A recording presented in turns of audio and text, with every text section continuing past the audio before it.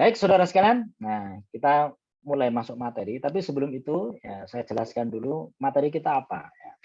Sesuai RPS, ya, materi kita untuk 2 minggu ke depan adalah tentang likuidasi persekutuan. Ya, memang kalau di sini judulnya pembubaran, tapi sebetulnya pembubaran itu ada dua. Ya, pembubaran sementara itu dissolution kalau bahasa Inggrisnya. Jadi bubar, tapi setelah itu masih beroperasi lagi. Ya, biasanya itu karena keluar masuknya partner. Nah, yang kedua adalah bubar secara permanen. Ya, itu likuidasi namanya. Bubar secara permanen. Jadi secara legal perusahaannya bubar, ya, catatan akuntansinya bubar, secara fisik asetnya sudah tidak ada, ya, jadi dia hanya ada dalam kenangan. Nah, gitu ya. Semuanya bubar, gitu ya. Semua dia hanya ada dalam kenangan. Secara fisik nggak ada, catatan akuntansinya nol, sudah hilang. Ya, secara legal dia bubar, gitu ya. Itu likuidasi. Oke ya, nanti ini 2 pertemuan minggu ini dan minggu depan. Oke. Nah, saudara sekalian, ya, saya sudah siapkan 4 slide untuk materi ini dan semuanya sudah ada di Google Drive. Silahkan saudara akses, gitu ya. Nah, untuk bagian pertama ini saya ingin kalau merefresh salah, karena refreshing itu biasanya kembali fresh segar. Itu malah hilang semua gitu ya. Yuk refreshing yuk. Kan kalau saudara habis ujian kan yuk refreshing yuk. Itu kan artinya melupakan semua. Jadi ini bukan refreshing, gitu ya, apa ya? Membutekan kembali ya. Mereview kembali materi yang pernah saudara dapatkan waktu tingkat 1 dulu ya. Nah, ini pernah dapat kan ya? Partnership tingkat 1 pernah dapat ya? Pernah ya? Benar ya? Benar loh ini. Ya, benar. Dan sudah lupa dong, harus sudah ya. Harus ya, harus lupa dong gitu ya. Ya, ini mudah-mudahan sih pas saya review dikit ini, karena kalau di bahan ajar itu agak to the point, langsung ke likuidasinya. Nah, saya pengen mengingatkan kembali tentang partnership itu apa. Oke, jadi gini saudara sekalian. Sekarang setelah saudara tingkat 3 dan sudah belajar akuntansi mulai dari prinsipal sampai AKL, saudara itu ketemu dengan 3 jenis perusahaan berdasarkan operasinya dan 3 bentuk perusahaan berdasarkan kepemilikannya. Nah, coba deh biar nggak ngantuk. 3 jenis perusahaan apa? Boleh nyaut semua, nyalain audionya boleh. 3 jenis apa? Berdasarkan operasinya. Halo? Bingung? Ya saya sebutin satu pasti tahu. Kalau saya sebutin satu pasti tahu. Ini sama kayak gini. Kalau saya sama kayak gini. Saya ada pertanyaan gini. Sebutkan metode pencatatan persediaan. Ayo, jawab. Periodik dan perpetual. Perpetual, Pak. Oke, ada yang jawab FIFO-LIFO average? Itu penilaian, Pak. Oh ya. Jadi kadang-kadang gitu loh. Waktu saya tanya gitu kan. Sebutkan metode pencatatan persediaan, itu ada yang bingung, Pak, mohon maaf, ada 2 atau 3. Tapi kalau ini ya, kalau misalnya pertanyaannya sebutkan 2 metode pencatatan persediaan, oh 2 ya, oke, berarti periodik perpetual. Karena mohon maaf, banyak yang tidak bisa membedakan itu. Ya, jadi metode pencatatan itu betul Mas, periodik perpetual. Nah, FIFO, LIFO dan average itu adalah asumsi arus biaya untuk penilaian persediaan. Ya, tapi banyak yang sampai tingkat 2 itu nggak tahu. Dikira FIFO, LIFO average itu metode pencatatan. Gitu. Makanya kalau ditanya misalnya sebutkan 2 metode pencatatan, bingung. Pak, perasaan 3 deh Pak. Karena nggak ngerti dia. Ya, berarti saudara paham dan itu bagus ya. Nah, ini mungkin juga bingung maksud Bapak mana ya. Oke, 3 jenis perusahaan. Pertama, perusahaan jasa. Oke, berarti yang berikutnya apa? Tahu pasti kan? Apa? Dagang. Ya, dagang dan Manufaktur. ya manufaktur atau produksi. Oke, bedanya apa? Ya, pertama adalah dari sisi operasional. Perusahaan jasa itu jual jasa.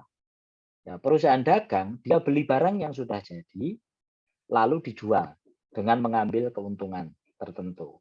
Nah, kalau perusahaan produksi atau manufaktur itu yang dibeli itu bahan mentah. Ya, beli bahan mentah, lalu ditambahkan direct labor dan factory overhead, ya, biaya produksi, setelah jadi baru dijual. Ya kan? Nah, terus bedanya di laporan keuangan apa? Ya, pertama di income statement. Ya, kalau di jasa tidak ada COGS. Ya, kalau di dagang dan manufaktur ada COGS. Bahkan di manufaktur itu ada COGM, cost of good manufacture. Gitu ya. Nah, itu bedanya. Oke, berikutnya. Berikutnya di apa lagi bedanya? Di neraca. Neracanya bedanya di mana? Kalau jasa itu tidak ada inventory. Nah, kalau dagang ada inventory, namanya merchandise inventory, persediaan barang dagangan. Kalau di perusahaan manufaktur, inventorinya ada 3. Ya, raw material, work in process, dan finished good. Itu kalau perusahaan, jenis perusahaan. Nah, sekarang, kalau 3 bentuk perusahaan, berdasarkan kepemilikannya. Ya, sebetulnya sih lebih dari 3, tapi yang dibahas di kelas saudara pelajari di akuntansi ada 3. Apa? Perseorangan. Ya, perseorangan, Seroan. perseroan, persekutuan, betul ya. Jadi yang pertama adalah perseorangan, ya, terus persekutuan atau partnership atau firma, ya, partnership, gitu ya. Dan yang terakhir adalah corporation atau perseroan. Oke, nah bedanya apa? Nah, yang jelas pertama, kalau perseorangan itu pemiliknya hanya 1 dan tidak terdiri atas saham kepemilikannya. Kalau partnership, pemiliknya lebih dari 1, 2, 3, dan seterusnya. Dan kepemilikannya tidak terdiri atas saham. Nah, kalau corporation, pemiliknya bisa 1, bisa 2, bisa 3, bisa 4, sampai tak terhingga. Ya, bisa pokoknya bisa 1, 2, 3, 4, 5. Ya. Tapi kepemilikannya itu terdiri atas saham-saham. Gitu ya. Nah, kita lihat satu-satu. Oke, saudara sekalian. Nah, ini mohon maaf kalau nanti cepat karena ini otomatis sebenarnya. Nah, oke ya. Jadi persamaan dasar akuntansi itu aset sama dengan liability plus ekuitas. Oke. Nah, aset itu menunjukkan sumber daya yang dimiliki oleh perusahaan, sementara liability dan equity itu menunjukkan siapa yang menyediakan sumber daya itu. Gitu ya. Nah, sekali lagi, aset itu sumber daya yang dimiliki perusahaan, liability dan equity menunjukkan siapa yang menyediakan. Yang menyediakan sumber daya itu ada 2, kreditor melalui akun liability dan pemilik melalui akun ekuitas pemilik. Nah, ekuitas itu sering disebut hak residu. Kenapa hak residu? Sisa. Ya, karena kalau perusahaan itu bangkrut, maka aset itu dibagi. Ya, maka yang pertama kali berhak mendapatkan pembagian aset itu adalah kreditor lebih dulu. Gitu ya. Jadi kalau aset itu dibagi, maka itu harus diberikan ke kreditor, ya, liability. Baru kalau ada sisa, maka akan diberikan ke pemilik. Itulah kenapa di sini disebut hak residu, hak sisa. Gitu ya. Nah, jadi saudara sekalian, ini konsep paling dasar dulu, bahwa aset itu sumber daya yang dimiliki perusahaan, ya, ini adalah penyedia aset itu. Maka dari itu tidak boleh jumlah aset itu tidak sama dengan nilai klaimnya. Ya, tidak boleh nilai klaim dari yang menyediakan. Nah, maka nanti ya, aset itu adalah hak 2 pihak ini. Ya, kreditor dan pemilik. Ya, tentu saja kreditor berhak lebih dulu untuk mendapatkan. Oke, nah ini bentuk perusahaan ya. Perseorangan, ya ini hanya dimiliki oleh 1 orang. Ya, persekutuan, partnership atau firma, ya ini dimiliki oleh 2 orang atau lebih. Ya, yang terakhir adalah perseroan. Nah, ini kepemilikannya dalam bentuk saham. Bisa 1 orang, 2 orang, 3 orang, dan seterusnya. Oke, ini saya cepat ya, karena ini cuma mereview aja. Nah, mereview. Nah, bedanya apa? Nah, bedanya antara bentuk perusahaan itu apa? Kalau di income statement relatif sama.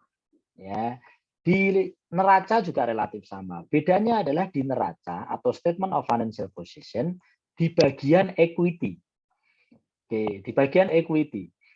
Nah, kalau di perusahaan perseorangan itu cuma ada 1 akun, ya, sesuai nama pemiliknya. Kalau pemiliknya Budi, berarti modal Budi atau Budi Capital. Nah, cuma ada 1 akun.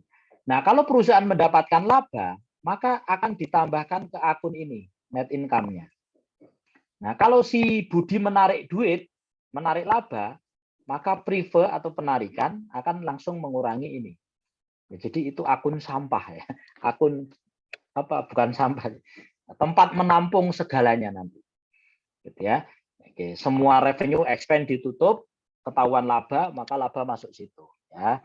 Nah, kalau untuk partnership, equity-nya isinya ya persekutuan isinya ya, tergantung jumlah pemilik. Nah, kalau partnership itu kadang-kadang mohon maaf kalau saya nanti gonta-ganti, kadang nyebut pemilik, kadang nyebut partner, kadang nyebut sekutu. Nah, itu ya maksudnya sama ya. Ya, pemilik, partner, sekutu itu maksudnya sama. Kalau di partnership. Gitu ya. Jadi ini tergantung jumlah pemiliknya atau partnernya. Kalau partnernya 3, misalnya Budi, Wati, dan Iwan, ya udah. Ya, Budi Capital, Wati Capital, Iwan Capital. Nah, nanti ya ini kalau perusahaan mendapatkan laba net income, nah ini akan menambah capital, tapi dibagi dulu. Dibagi dulu. Nah, nanti kalau mereka ngambil duit, nah maka ini akan mengurangi modal mereka. Nah, kalau perseroan namanya bukan owners equity, namanya beda. Ini owners equity, modal pemilik. Kalau perseroan namanya shareholder atau stockholders equity. Nah, isinya adalah bukan ditulis semua nama pemilik satu-satu. Gitu ya, pemegang sahamnya satu-satu enggak. Tapi dipisahkan antara modal yang ditanam dalam bentuk saham, yaitu dalam akun paid and capital atau contributed capital, dan untuk mengakumulasi laba rugi itu dalam akun returning. Jadi nanti kalau ada net income, nah ini akan menambah returning.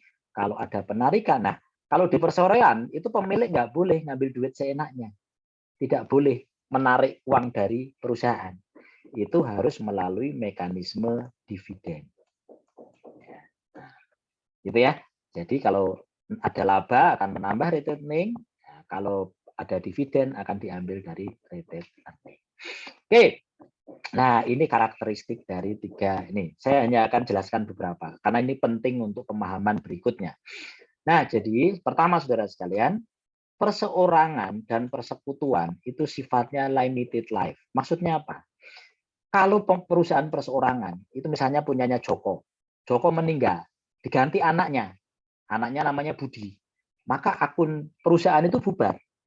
Ya, tapi dilanjutkan sama Budi anaknya. Ya, maka akun Joko Capital itu diganti dengan Budi Capital. Maka perusahaan yang lama itu bubar, diganti yang baru. Nah, sama dengan ini, apalagi partnership. Partnership itu limited life. Artinya apa? Ya, kalau ada partner baru masuk atau partner lama keluar, itu berarti partnership yang lama bubar. Meskipun akan diteruskan dengan partnership yang baru. Itu yang disebut dengan dissolution. Jadi misalnya nih, awalnya pemiliknya 2. Ya, partnership awalnya pemiliknya 2. Terus ada orang baru pengen jadi partner. Maka yang lama ini bubar. Ya, meskipun setelah itu ada partnership baru melanjutkan itu, jadi 3 orang pemiliknya. Tapi partnership yang lama bubar dulu. Gitu ya. Nah, sama kalau misalnya ini kemudian dari 3 ini pengen keluar, ini keluar. Ya, maka partnership itu bubar dulu yang 3 orang itu, lalu dilanjutkan oleh ini. Nah, itu limited life. Ya, kepemilikannya sangat tergantung dengan pemiliknya. Nah, beda dengan perseroan. Kalau perseroan itu mau pemegang sahamnya gonta-ganti, nggak masalah. Ya, karena operasional tetap jalan. Ya, perusahaan nggak bubar. Ya, makanya sahamnya diperjualbelikan nggak masalah. Nah, itu yang pertama. Yang kedua yang penting adalah ini. Nah, ini. Limited, ini. No limitation. No limitation. No limitation. Artinya apa? Artinya pemilik itu tanggung jawabnya tak terbatas. Ya. Oke, jadi apa? Kalau perusahaan perseorangan atau partnership itu bangkrut, ya bangkrut dilikuidasi, dan ternyata asetnya tidak cukup untuk melunasi utang, maka si pemilik itu bisa sampai diambil dari harta pribadinya. Oke, pernah dengar cerita Siti Nurbaya? Pernah? Enggak pernah. Kalau ikatan cinta tahu ikatan cinta? Dan Siti Nurbaya saya nggak tahu, Pak. Kalau ikatan cinta saya tahu, Pak. Waduh. Siti Nurbaya pernah dengar nggak? Pernah ya? Oke. Tahu Siti Nurbaya menikah sama siapa? Yang jelas bukan saya, Pak. Tahu menikah sama siapa Siti Nurbaya? Ada yang tahu? Nggak tahu. Serius nih. Waduh. Bahaya ini generasi sekarang ini berarti ini apa buta sastra ya. Buta sastra. Buta sastra. Serius nggak tahu. Siti Nurbaya akhirnya menikah sama siapa? Nggak tahu. Ya ampun. Siapa Mas Rifki? Saya kurangi nilainya kalau nggak tahu. Aduh, serius ini nggak pernah dengar. Itu padahal pelajaran bahasa Indonesia SMP kelas 2. Kelas 2 catur bulan ketiga, minggu kedua. Ya, mosok nggak tahu sih Siti Nurbaya. Ya, Siti Nurbaya itu menikah sama Datuk Maringgi. Tahu nggak? Pernah dengar Datuk Maringgi? Mas Rifki, iya saya tahu itu Pak On. Ya, benar ya Datuk Maringgi. Ya, padahal dia punya pacar ya, punya calon suami. Namanya siapa? Ada yang tahu? Siapa? Samsul Bahri. Oh iya, Samsul Bahri, betul ya. Nah, saudara tahu kenapa Siti Nurbaya akhirnya harus menikah dengan Datuk Maringgi? Tahu nggak kenapa? Ya, ada yang tahu? Nggak tahu. Mana Mas Rifki? Tadi katanya, oh iya betul Datuk Maringgi. Tahu kenapa Mas? Ya, Karena apa utang, karena Pak. Utang. utang? Siapa yang utang? Si lupa, Pak. Nah, Kayaknya, Pak. Ya, yang utang ya. Jadi bapaknya Siti Nurbaya itu punya perusahaan perseorangan. Terus punya utang ke Datuk Maringgi. Gitu ya. Akhirnya nggak mampu bayar utang perusahaannya ya. Akhirnya harus diambil, bahkan anaknya akhirnya harus dipaksa menikah untuk bayar utang kan. Itu mungkin contoh yang nggak pas sih sebetulnya. Tapi ya kalau begitu, kalau perusahaan perseorangan gitu ya, ya bisa saja mohon maaf ya. Kan pernah lihat contoh apa debt collector itu ya, wah, nganu ke rumah gitu ya, apa harta yang ada diambil, ya motor lah diambil gitu ya. Nah, jadi kalau perusahaan perseorangan atau partnership ya, itu kalau perusahaan punya utang nggak mampu bayar, itu diambil dari harta pribadi. Ya motor, rumah, tanah, piring, gelas ya di rumah gitu ya. Nah, kalau perlu dijual diambil. Bahkan ya itu ekstrimnya ya itu, walaupun itu perdagangan anak ya sebenarnya nggak boleh itu ya. Ya itu melanggar itu perdagangan anak itu. Anak dijadikan alat untuk melunasi utang. Sedih ya nih gitu ya. Nah, ini karena kenapa? Karena no limitation. Nah, itu beda dengan apa? Beda dengan perseroan. Nah, kalau perseroan itu limited liability. Ya, kenapa? Karena kalau perseroan itu tanggung jawab pemilik, yaitu pemegang saham, itu hanya sebatas modal yang dia tanamkan. Kalau perusahaan rugi, ya udah modalnya aja yang hilang. Kalaupun masih punya utang nggak mampu bayar, itu nggak bisa dikejar pemegang sahamnya. Ya, harta pribadinya nggak bisa dihitung. Nah, itulah kenapa di Indonesia saudara tahu singkatan PT. Kalau di Indonesia, corporation itu sering disebut PT, perseroan terbatas. Ada yang tahu kenapa kok ada embel-embel terbatas di situ? Banyak yang nggak tahu loh, walaupun mahasiswa akuntansi. Ya, oh iya ya, kenapa ya kok ada embel-embel terbatas itu? Ya, karena tanggung jawabnya terbatas. Ya, tidak unlimited. Nah, kalau perusahaan perseorangan itu pemilik itu bisa dikejar sampai ya, perseorangan partnership gitu ya, bisa dikejar sampai harta pribadinya, gitu ya. Oke, baik saudara sekalian. Nah, ini sekilas saja ya. Ini pembentukan persekutuan ya. Jadi persekutuan ketika pertama kali dibentuk itu masing-masing partner menyetorkan modal. Yang paling sederhana tentu saja cuma setor cash. Ya, yang agak rumit sedikit adalah misalnya Joko dan Budi masing-masing sudah punya perusahaan perseorangan, ya punya perusahaan sendiri perseorangan, lalu digabungkan jadi partnership. Maka masing-masing akan menyetorkan aset mereka, termasuk utang mereka. Ya, ini juga. Nah, kemudian dinilai, ya ini adalah nilai yang disepakati. Ya, maka ya partnership ketika dibentuk, ya si partnership ya akan menjurnal seperti ini. Ini jadi jurnal awal ketika dibentuk. Ini setorannya si Joko. Ya, ini partnership akan mencatat aset setoran Joko, kemudian mencatat liability-nya juga, ya, karena diserahkan, digabungkan dua perusahaan perseorangan itu. Nah, selisihnya akan diakui sebagai saldo modal awal Joko. Sementara untuk setoran budi, ya, aset setoran budi akan dicatat sebesar nilai yang disepakati, ya. Ini nilai yang disepakati. Nah, ini yang disepakati. Liability-nya juga diakui jadi liability partnership. Nah, selisihnya, ya, selisihnya akan diakui saldo modal budi awal. Nah, saudara sekalian, biasanya pada saat awal baru pertama kali dibentuk, ketika baru pertama kali dibentuk, saldo modal, ya, saldo modal awal ini akan sama dengan proporsi kepentingan atau persentase pembagian laba rugi biasanya. Jadi kalau misalnya nih Joko dan Budi sepakat membagi kepentingan atau laba rugi 50%, 50%, maka saldonya pasti sama. Ya, gitu ya. Jadi saldo awal itu biasanya sesuai dengan itu. Tapi seiring waktu itu akan bubrah. Kenapa? Karena Joko dan Budi masing-masing kadang nambah investasi, kadang ngambil, ya, dengan jumlah yang tidak proporsional.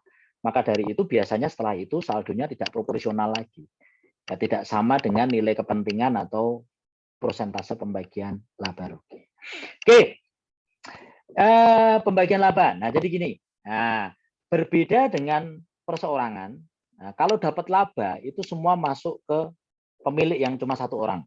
Nah, untuk partnership, pemiliknya lebih dari satu orang. Maka kalau perusahaan itu menghasilkan laba, ya, maka laba itu harus dibagi ke partner. Ya, berdasarkan biasanya salary allowance dan interest allowance. Oke ya. Nah, nanti saya langsung ke ini aja ya. Nah, langsung ke sini. Nah, apa sih bedanya laporan keuangan antara partnership, perseorangan, dan perseroan? Bedanya gimana? Kita lihat. Kalau perseorangan, ya, income statement, ya, udah revenue dikurangi expense, selesai, ketemu net income. Nah, tapi kalau persekutuan, ya, kalau persekutuan, misalnya Joko dan Budi, gitu ya, persekutuan, maka setelah diketahui net income harus bikin ini, ya, schedule pembagian laba. Nah, ini dibagi berdasarkan, ya, ini ya, salary allowance sama interest allowance. Ya, tapi ini yang paling sederhana, ini ceritanya dibagi, pokoknya 10 dibagi 55 gitu ya. Ini yang paling sederhana gitu ya. Nah, berikutnya adalah pengaruhnya di mana? Pengaruhnya adalah di jurnal penutup. Jurnal penutup itu mau bentuk perusahaannya apapun, itu ada 4. Ya, 1, 2, 3, 4. Ya, ada 4. Nah, mau bentuk perusahaannya apapun, jurnal nomor 1 dan nomor 2 itu sama. Ya. Oke, tujuannya adalah menutup income statement. Nah, yang bersaldo debit di kredit, yang bersaldo kredit di debit. Ya, oke. Lawannya income summary. Ya, mau persekutuan, mau perseorangan, mau perseroan, ya, jurnalnya sama. Ya, intinya adalah untuk menutup income statement biar saldonya jadi 0 semua. Oke ya. Nah, maka yang beda adalah jurnal nomor 3. Ya, jurnal nomor 3. Jurnal nomor 3 ini apa? Jurnal nomor 3 ini tujuannya ada 2. Yang pertama, tujuannya adalah mengenolkan saldo income summary. Karena income summary itu tidak boleh punya saldo. Ya. Nah, maka di sini income summary saldonya 10. Ya, 10 juta. Nah, maka itu harus dinolkan. Dia tidak boleh punya saldo. Itu tujuan pertama. Nah, tujuan yang kedua adalah mentransfer laba menambah modal. Nah, maka saudara sekalian, saldo income summary itu harus sama dengan net income. Kalau tidak sama, berarti salah. Ini kemarin ya, waktu Home Office Brand saya sudah ceritakan ya, saldo income summary itu harus sama dengan net income di income statement. Karena kalau tidak, berarti salah. Ya, itu harus sama. Nah, maka sebetulnya jurnal nomor 3 ini tujuannya 2. Pertama, mengenolkan saldo income summary, dan yang kedua adalah mentransfer net income menambah modal pemilik. Nah, kalau di perseorangan, jurnalnya begini. Nah, kalau di persekutuan, ya, ini pertama mengenolkan income summary, Nah, yang kedua adalah mentransfer net income, menambah modal. Tapi karena modal pemiliknya ada 2, maka ini ditransfer ke mereka berdua berdasarkan ini. Ya, tabel pembagian laba. Gitu ya, ini. Oke, nah setelah itu jurnal yang nomor 4 adalah mengurangkan, menutup penarikan selama setahun, ya akumulasi prive atau drawing selama setahun itu ditutup mengurangi modal. Nah, kalau persekutuan sama ya, tapi karena pemiliknya lebih dari 1, maka masing-masing penarikannya akan mengurangi modal mereka masing-masing. Nah, kalau di perseroan gimana, Pak? Nah, kalau di perseroan, jurnal nomor 3 ini, jurnalnya gimana? Ada yang tahu? Nomor 3. Kalau di perseroan. Ayo. Ini refreshing. Bukan refreshing. Ke RE, Pak. Iya, jurnalnya income summary ke RE. Ya, ditutup ke retaining. Ya, jadi net income-nya ya itu menambah retaining, diakumulasikan ke retaining. Jurnal yang nomor 4, Mas. Kalau di perseroan apa? Ayo. Dividen, Pak. Ya, dividen gimana? Jurnalnya gimana? Ayo. Nah, kayaknya nggak tahu. Jangan-jangan nggak pernah diajarkan tingkat 1 dulu. Ya, jurnalnya adalah rated earning pada dividen. Dividen. Ya, rated earning pada dividen. Jadi kalau di perseroan itu tidak ada prive. Ya, tidak ada prive, tapi penarikannya itu lewat dividen. Nah, maka ketika bagi dividen itu dicatat dividen, nah nanti dividen ditutup mengulangi retaining. Walaupun kalau saudara belajar di AKM kemarin, ketika membayar dividen itu langsung mengurangi retaining. Nah, kalau jurnalnya langsung mengurangi retaining, berarti tidak perlu lagi jurnal penutup nomor 4 itu. Ya, karena sudah langsung mengurangi retaining. Nah, berikutnya saudara sekalian, ini bedanya. Ini bedanya. Nah, maka laporan keuangan berikutnya adalah perubahan ekuitas. Nah, perubahan ekuitas. Nah, laporan perubahan ekuitas itu kalau saudara menyadarinya, sebetulnya adalah gambaran jurnal nomor 3 dan nomor 4. Ya, iya, gambaran nomor jurnal penutup ya, jurnal penutup nomor 3. Ini contohnya. Oke, laporan perubahan modal. Nah, untuk perusahaan perseorangan ini gampang. Ya, ini modal awal Joko ditambah net income. Nah, nambah net income itu sebetulnya ini loh. Ini jurnal nomor 3 ini loh. Gitu ya. Saldo modal Joko ditambah net income. Ini mohon maaf ya, ini 10. Ya, ditambah net income. Nah, terus kemudian dikurangi penarikan. Ini sebetulnya jurnal nomor 4 ini. Tuh, modal Joko dikurangi penarikan. Gitu ya. Tapi nggak tahu saudara menyadarinya atau enggak gitu ya. Nah, maka ketemu saldo akhir. Nah, ini sebetulnya adalah jurnal penutup nomor 3 dan nomor 4.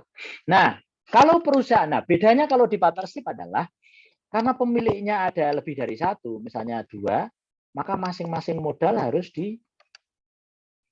diurusi. Ya, masing-masing saldo awalnya berapa, setelah itu dapat pembagian laba berapa. Nah, ini jurnal nomor 3. Ya, ini. Nah, ini loh. Nah, ini loh. Nah, jurnal nomor 3. Ini. Gitu ya. Dan ini jurnal nomor 3. Nah, dan setelah itu masing-masing melakukan penarikan berapa. Ini jurnal nomor 4. Nah, mengurangi modal tuh. Ya, jurnal nomor 4. Nih. Maka ketemu saldo akhir. Nah, saldo akhir inilah yang akan muncul di laporan posisi keuangan atau neraca. Nah, oke, sekarang pertanyaan saya. Kalau perseroan ya dengan asumsi jumlah sahamnya tidak berubah, ya laporan perubahan modal ini biasanya namanya jadi apa? Rated earning statement. Ya, jadi yang berubah hanya rated earning doang, makanya namanya rated earning statement. Nah, ini yang sering saudara lihat waktu nyusun laporan keuangan konsolidasi kemarin. Nah, sadar ya. Nah, pertama apa? Nah, kalau di sini modal, kalau di perseroan rated earning statement itu saldo awal rated earning. Ya, saldo awal rated earning. Terus ditambah apa? Tambah apa? Net income. Nah, ini jurnal nomor ini. Ya, jurnal nomor 3. Net income. Terus dikurangi apa? Dividen, Pak. Ya, dikurangi dividen. Nah, ini jurnal ini nomor 4. Gitu ya. Maka akan jadi saldo returning akhir. Nah, itu kalau perseroan. Ini refreshing aja. Bukan refreshing, ding. Mengulang aja biarin. Nah, oke. Nanti berikutnya perbedaannya adalah di neraca atau laporan posisi keuangan atau balance sheet. Nah, kalau perseorangan, nah ini ya, di equity cuma ada satu. Kalau persekutuan, ini ada 2 equity, ya, 2 modal, tergantung pemiliknya. Kalau 3 ya 3, kalau 4 ya 4. Nah, kalau perseroan, di sini isinya bukan capital, tapi paid in capital atau contributed capital dan retained earning. Nah, itu ya. Tuh. Oke, berikutnya adalah pembubaran. Nah, seperti tadi saya sampaikan, sifat umurnya, ya umurnya itu terbatas, limited. Maka kalau ada partner baru atau partner lama keluar atau partner baru masuk, maka bubar sebetulnya. Walaupun bisa saja setelah itu dilanjutkan, nah, gitu ya, dilanjutkan. Misalnya awalnya 2, ya ada partner baru masuk jadi 3, maka yang lama partnership itu bubar. Ya, kemudian muncul partnership baru dengan 3 pemilik. Atau sebaliknya, ya ada 3, yang satu keluar atau meninggal, ya maka partner yang lama bubar, nah, tapi dilanjutkan dengan yang tersisa, yang 2 orang itu.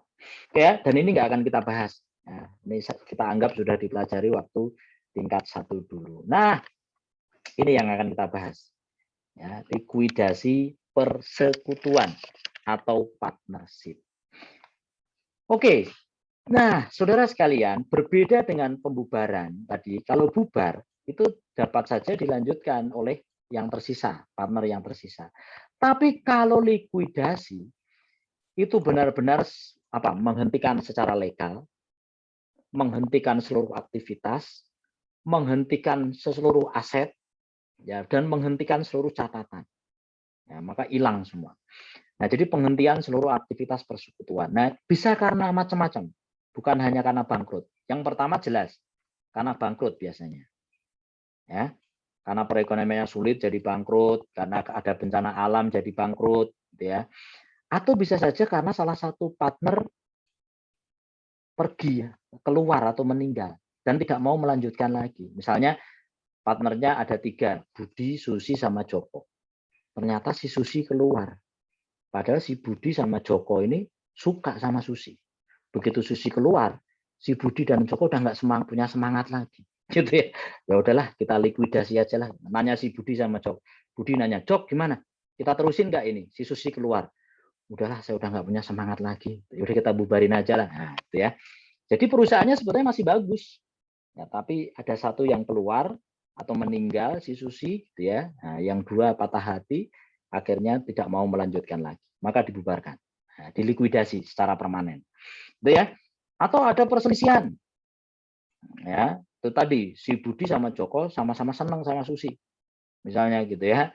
Nah, berantem tiap hari di kantor, ya daripada bunuh-bunuhan, udahlah daripada kita bunuh-bunuhan di kantor, bubar aja, ya, akhirnya dilikuidasi, ya. Atau bisa juga karena masalah hukum, ya. Tapi umumnya sih biasanya karena bangkrut, umumnya pilot. Ya. Oke, nah jadi apa sih sebetulnya proses likuidasi itu? Pertama, saudara sekalian, likuidasi itu dari kata liquid.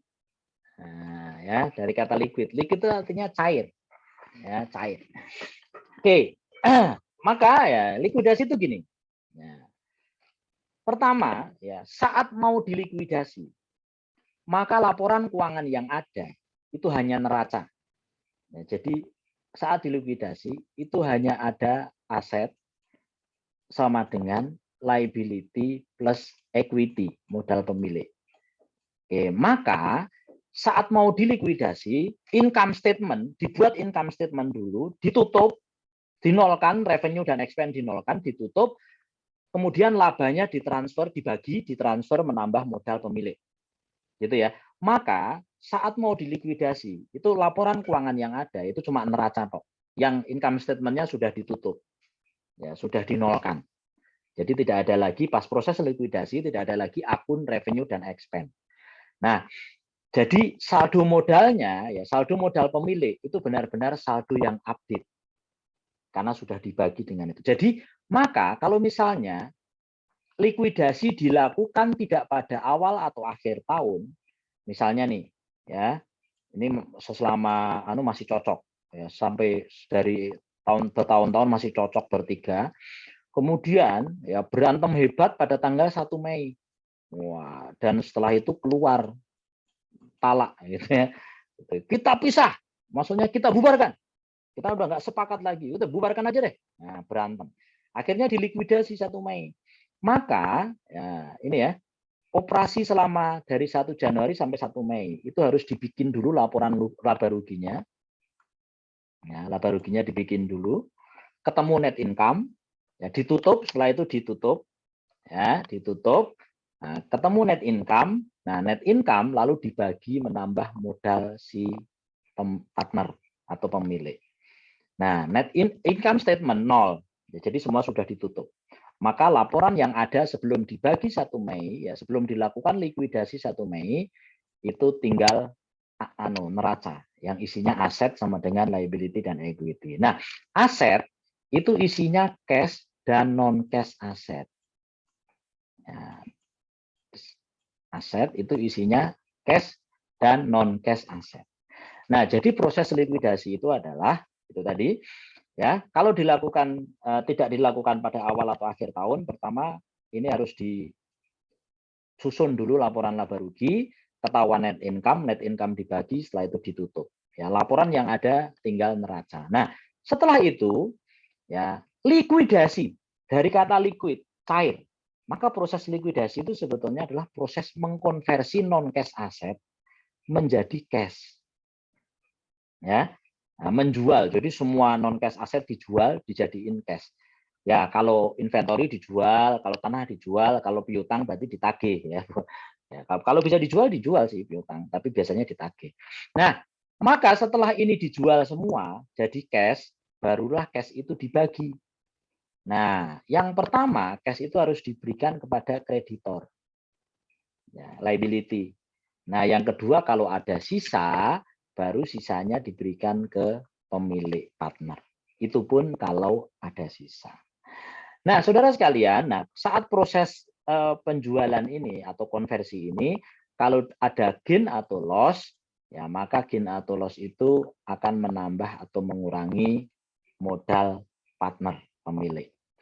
Nah, berikutnya, bisa saja ya ketika mau dibagi, ya ketika mau dilakukan likuidasi, saldo equity, saldo modal pemilik itu minus, debit. Sekarang saya tanya, saldo equity modal itu saldo normalnya debit apa kredit? Saldo equity itu saldo normalnya debit apa kredit? Kredit, Pak. Kredit. Ya, kredit. Maka ini diingat-ingat ya, hati-hati ya. Ya, equity atau modal itu saldo normalnya kredit. Maka kalau bertambah dia di kredit, kalau berkurang di debit. Nah, saudara sekalian, bisa saja kalau perusahaan itu bangkrut, ya, yang diakumulasi bukan net income, tapi net loss. Nah, maka bisa saja ketika likuidasi itu ada saldo partner, ya, yang saldo modalnya saldonya debit, minus. Nah, maka kalau dia bersaldo debit, maka sebetulnya dia itu punya utang kepada perusahaan, ya, kepada partnership. Maka apa yang harus dilakukan? Nah, dia harus membayar dengan harta pribadi. Jadi kalau dia saldonya debit, maka dia harus mengambil harta pribadinya dan disetorkan ke perusahaan untuk menutupi saldo debitnya dia. Gitu ya. Nah, kecuali ada piutang ya, kecuali dia punya piutang ke partnership, maka itu bisa dipotong dari piutangnya. Nah, tapi itu nanti ya. Terus bagaimana Pak kalau dia ini sudah perusahaannya bangkrut, dia juga bangkrut Pak. Rumah nggak ada, tanah nggak ada, mobil nggak ada, motor nggak ada, furniture nggak ada, TV nggak ada, hartanya tinggal baju yang melekat di badan, misalnya gitu ya. Nah, agak lebih sebetulnya. Tapi ya bisa saja terjadi seperti itu. Nah, Pak, gimana kalau dia sudah tidak punya harta lagi? Tidak bisa mengambil harta pribadi. Nah, kalau seperti itu, maka itu dianggap loss. Ya, saldo debitnya dihapuskan, dianggap loss, dan loss-nya itu akan ditanggung oleh sekutu yang lain yang saldonya masih kredit. Nah, ini konsep ya, karena ini akan ke bawah terus nanti ke belakang. Oke, nah berikutnya perusahaan mungkin akan membayar beban likuidasi, ya, tapi tidak boleh mengakui expand lagi. Kalau ada membayar beban-beban, maka akan langsung keluar cash dan dianggap loss, dianggap langsung dialokasikan mengurangi modal pemilik. Ya. Nah, berikutnya adalah terakhir, ya, ketika non cash aset sudah dikonversi menjadi cash, maka itu didistribusikan, dibagi. Tadi sudah sih saya jelaskan ya. Cash pertama ke kreditur dulu, baru setelah itu ke partner. Ya, sisanya kalau ada ke partner. Nah, kita langsung ke ilustrasi. Ya. Biar ini akan enak kalau udah langsung ilustrasi. Oke, pada tanggal 1 Mei 2020, ya, persekutuan Jodisu sepakat dilikuidasi karena udah nggak cocok. Nah, setelah ditutup, maksudnya apa transaksi dari 1 Januari sampai 1 Mei dikumpulkan, disusun laba rugi gitu ya, disusun laba rugi, maka ditutup, laba rugi sudah ditransfer ke modal, sudah ditambahkan, dibagi ke modal, maka ini adalah neraca. Jadi sekali lagi, pada saat mau dilikuidasi, itu laporan keuangannya tinggal neraca. Income statement-nya sudah ditutup, saldo modalnya sudah update. Nah, ternyata kondisinya adalah seperti ini. Kita lihat, ada cash sebesar 5 juta, ya. Terus kemudian ada non cash aset ya sebesar 60 juta. Ya, totalnya kan 65 nih ya. Kalau cashnya 5 juta berarti non cash asetnya netnya 60 juta.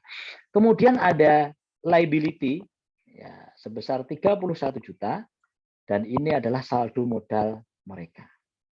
Nah, berikutnya apa yang terjadi? Ya, semua non cash aset dijual. Ya. Non cash aset dengan nilai 60 juta dijual laku 75 juta. Berarti ada gain. Ya, gain 15 juta. Nah, setelah itu seluruh utang dilunasi, kesepakatan pembagian laba ruginya adalah 3:2:1. Nah, sekarang kita lihat. Nah, maka untuk mencatat proses likuidasi ini, ya untuk ini kita bikin tabel, schedule likuidasi. Nah, ini ya kita lihat, ini apa? Pertama, ya kita sajikan dulu neracanya di sini. Ya, kita sajikan dulu neracanya di sini. Oke. Ya, neracanya kita sajikan. Yang pertama adalah aset. Aset, terus kemudian liability, equity.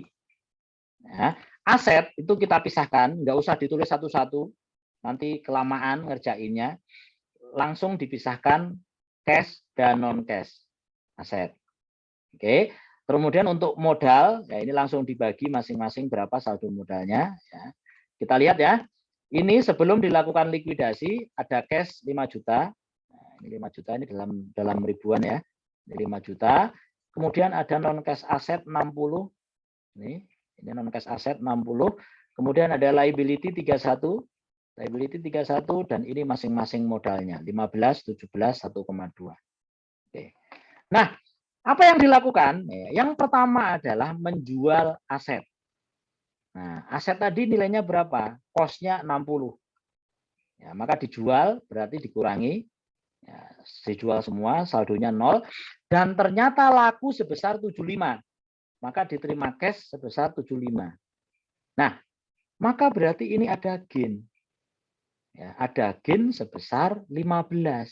Nah, gain itu langsung dialokasikan ke nih, ya, ke modal masing-masing partner atau sekutu. Berapa? Nah, tergantung kesepakatan ini. Ya, 3:2:1. Maka biasanya ini ditulis di sini. Ya, ini harusnya ditulis nih 3, 2, 1.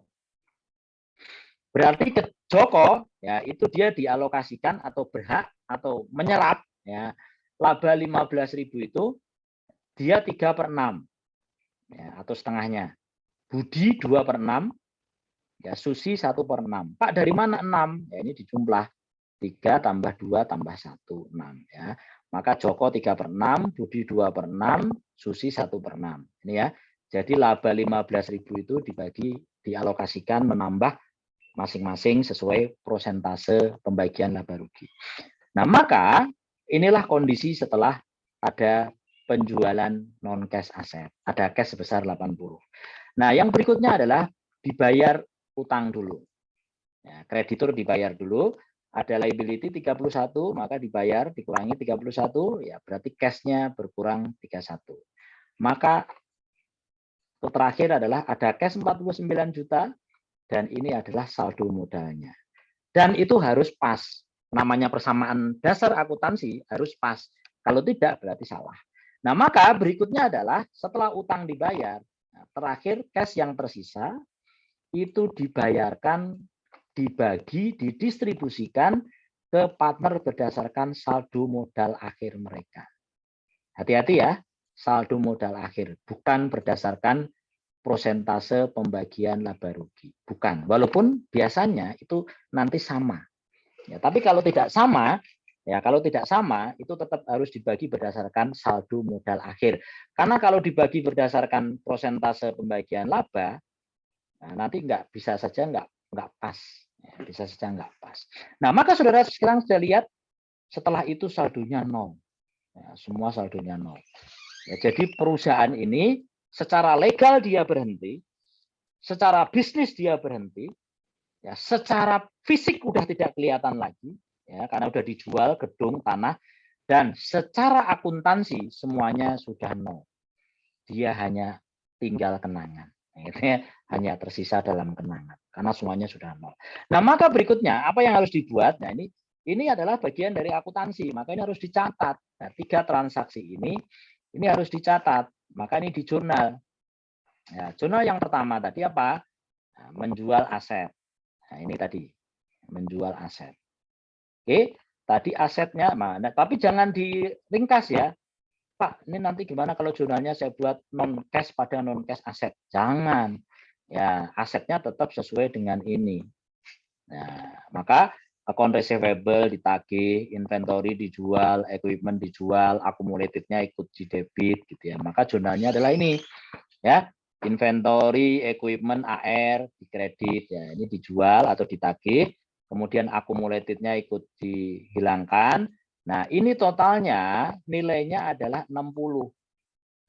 Totalnya nilainya 60. Laku dijual 75. Ya, maka ada gain sebesar 15. Nah, gain 15 itu dialokasikan ke modal pemilik sesuai dengan persentase tadi ya. Nah, pembagiannya ya. 15 itu dialokasikan langsung. Pak, boleh nggak Pak? Saya pakai perkiraan sementara. Cuma sebentar kok Pak. Habis itu saya hilangin lagi. Boleh ya. Boleh pakai gain atau loss on realization. Boleh. Tapi harus langsung dialokasikan. Misalnya ini ya. Jadi boleh. Nah ini ya. Ini asetnya. Asetnya dihilangkan. Ya. Cash dicatat. Maka selisihnya berarti gain. Boleh dicatat sementara gain on realization. Tapi setelah itu harus langsung dihilangkan. Dialokasikan ya, dibagi ke modal pemilik. Oke, berikutnya. Jurnal nomor 2 apa? Ya, jurnal nomor 2 adalah bayar liability. Ya, bayar utang. Utangnya tadi ini ya, 30. Nah, ini jadi tadi jurnal itu isinya ini ya. Nah, jurnal itu isinya ini ya, sama dengan ini. Oke, yang kedua adalah bayar utang. Nah, jurnalnya adalah ini. Ini juga sama ya, jangan digabung karena akunnya kan memang ada 2. Ya, ini ada 2. Walaupun di sini dikumpulin jadi 1, ya, tapi harus tetap dipisah. Ya, jadi note payable, account payable dilunasi, nah, keluar cash. Nah, yang terakhir adalah membagi sisa cash yang ini. Nah, ini ya. Ini. Oke, maka keluar cash 49 juta. Nah, ini ya, cash 49 juta dibagi sesuai saldo, maka mengurangi modal mereka. Ya, maka setelah jurnal ini dibuat, diposting, maka semua saldonya 0. Ya, bubar perusahaan. Ya, saldonya 0. Baik, berikutnya. Nah, biasanya perusahaan partnership itu dilikuidasi karena bangkrut. Nah, karena bangkrut, maka biasanya itu karena rugi terus. Ya, rugi terus itu. Kalau untung biasanya kan jurnalnya income summary pada capital, menambah modal kan. Ya, tapi kalau rugi kan jurnalnya kebalik, capital pada income summary. Ya, maka bisa saja ya saldo capital itu jadi debit. Ya, jadi debit. Atau bisa saja terjadi saldo debit itu muncul karena saat menjual non cash aset, ya saat menjual non cash aset itu loss. Ya, dan akhirnya karena loss maka mengurangi modal sehingga ada partner yang saldonya debit. Ya, yang saldonya debit dan tadi sesuai aturan main ya sebetulnya partner yang bersaldo debit itu dia punya utang dan karena partnership itu unlimited liability maka dia harus menyerahkan harta pribadinya gitu ya untuk melunasi utang itu ke partnership. Oke, kita lihat ilustrasinya. Ini ilustrasinya persis sama dengan tadi. Persis sama, cuma bedanya ceritanya kalau tadi asetnya ya aset-asetnya tadi ini ya 60 juta tadi terjual 75. Nah, untung 15. Kalau ini ceritanya cuma laku 30 juta. Nah, maka coba kita lihat bedanya. Nah, ini 60 juta dijual cuma dapat cash 30 juta, cuma laku 30 juta. Maka ada loss 30 juta. Nah, loss itu dialokasikan sesuai persentasenya tadi 3, 2, 1. Nah, ini dialokasikan, maka si Joko habis sudah saldo modalnya. Ya. Nah, si Susi dia punya saldo debit. Ya. Si Budi yang masih punya saldo kredit. Ya. Nah, maka pertama ya karena ini duitnya masih cukup buat bayar utang, maka dibayar dulu utangnya. Ini jurnal ini transaksi pertama, jual aset tapi ini loss. Ya, ini, mohon maaf karena copy paste ya, ini loss. Ya. Nah, kemudian bayar utang. Ya, cash-nya masih cukup. Pak, kalau ini cash-nya nggak cukup gimana, Pak? Nah, kalau cash-nya nggak cukup, berarti ada partner yang bersaldo debit. Maka dia harus nyetor dulu. Pakai harta pribadi. Baru bisa bayar utang. Tapi karena ini masih cukup, ya berarti ini bisa digunakan untuk bayar utang. Nah, berikutnya adalah saldonya coba dilihat. Setelah bayar utang, cash-nya cuma 4.000. Padahal si Budi itu punya saldo modal 7.800, berarti 7.800. Berarti dia punya klaim ya, berhak mendapatkan 7.800. Tapi nggak cukup duitnya cuma 4 juta. Kenapa? Karena si Susi saldonya debit. Nah, maka si Susi harus menyetorkan dari harta pribadinya ke partnership karena dia punya utang berarti. Maka di sini yang ketiga adalah ya, menerima cash dari si Susi. Ya, ini kita dari sudut pandangnya perusahaan ya, bukan sudut pandangnya Susi. Maka kita terima duit dari Susi karena Susi saldonya debit. Ya, tapi dia punya utang. Oke, ini hilang ya jadi kredit. Nah, dapat cash 3.800.000. Total cash-nya jadi 7.800.000 dan ini pasti pas dengan nilai klaimnya si Budi. Maka kemudian itu diberikan kepada Budi. Ya. Jadi yang berhak dapat duit cuma si Budi. Ya, si Joko nggak berhak, ya, karena saldonya udah habis. Si Susi bukan hanya tidak berhak, tapi dia harus bayar dari harta pribadinya, ya, karena saldonya debit. Oke, jurnalnya gimana Pak? Nah, jurnalnya kurang lebih masih sama kayak tadi, cuma bedanya ini loss. Ya, ini loss. Ya, oke ya. Maka loss ini harus dialokasikan. Ini harusnya ini kurang jorok ya, harusnya menjorok, ya, gitu ya. Nah, loss-nya dialokasikan mengurangi. Nah, kalau loss itu mengurangi modal. Nah, ya, mengurangi modal. Kalau gain menambah modal alokasinya. Gitu ya. Sama ya, bedanya itu. Nah, berikutnya adalah bayar utang masih sama. Nah, yang berikutnya tadi terima cash dari Susi karena Susi punya saldo debit. Ya, maka kita terima cash. Susi itu saldo modalnya debit biar jadi 0 di kredit. Gitu ya. Terima cash dari Susi. Nah, terakhir barulah duitnya diberikan ke Budi. Ini tadi. Yang nomor 4. Ya, baru diberikan ke Budi. Oke, saudara sekalian. Nah, saudara tahu ya, kita bisa membuat itu semua tadi karena kondisinya sederhana. Maksudnya ada asumsi-asumsi yang simple. Apa itu? Yang pertama, persekutuannya itu solvent. Solvent itu apa sih Pak? Ya, saudara kan bikin KTTA rata-rata judulnya rasio ya, rasio, analisis rasio kan. Nah itu ada kata-kata solvability. Ya, solvability itu apa? Kemampuan untuk membayar utang. Ya, jadi di sini persekutuan itu ceritanya bukan karena bangkrut dibubarkan, tapi masih solvent. Solvent itu asetnya masih lebih gede dari liability-nya. Ya, Pak, memang bisa, Pak. Bisa.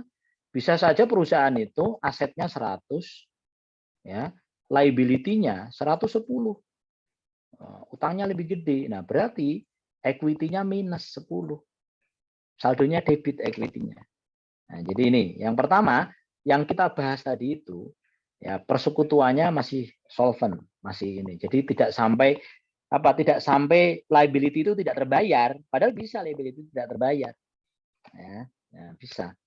Gitu ya. Yang kedua, di cerita tadi itu hampir semua sekutu ya itu masih punya equity dalam aset itu persekutuan. Walaupun ada yang saldo debit tadi ya, tapi secara umum ya masih punya klaim.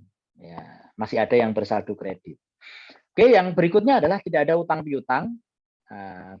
Baik partnership utang ke sekutu maupun punya piutang ke sekutu. Dan di cerita tadi ini yang paling utama. Ya, di situ ceritanya cash itu dibagi setelah semua aset dikonversikan. Ya, cash itu dibagi setelah semua non cash aset dijual. Nah, bagaimana kalau ini tidak eksis? Semua kondisi ini tidak eksis. Ya, kalau asumsinya berbeda, ya kondisi ini tidak eksis, maka ini mohon maaf ya, ini sebenarnya kalimat negatif. Ini tidak baik. Ini kan kalau ada kata-kata menjadi lebih rumit, menjadi lebih susah, itu kan pasti akan mempengaruhi saudara.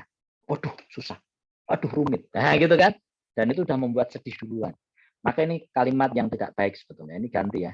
Jangan jadi lebih rumit. Nah, oke. Lebih susah, Pak? Enggak juga, sama aja gitu ya. Ya, kalau asumsinya berbeda, maka proses likuidasi juga menjadi berbeda. Nah, gitu kan lebih enak ya. Walaupun sama aja susahnya.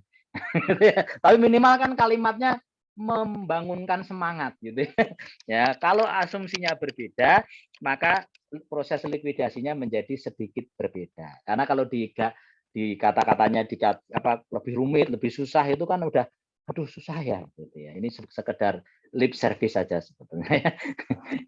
Oke ya, baik saudara sekalian, persis 1 jam lebih sedikit. Ini untuk mengingat aja gitu ya. Nah, kita break dulu. Oke ya, kita break. Baik Pak. Oke, silahkan istirahat.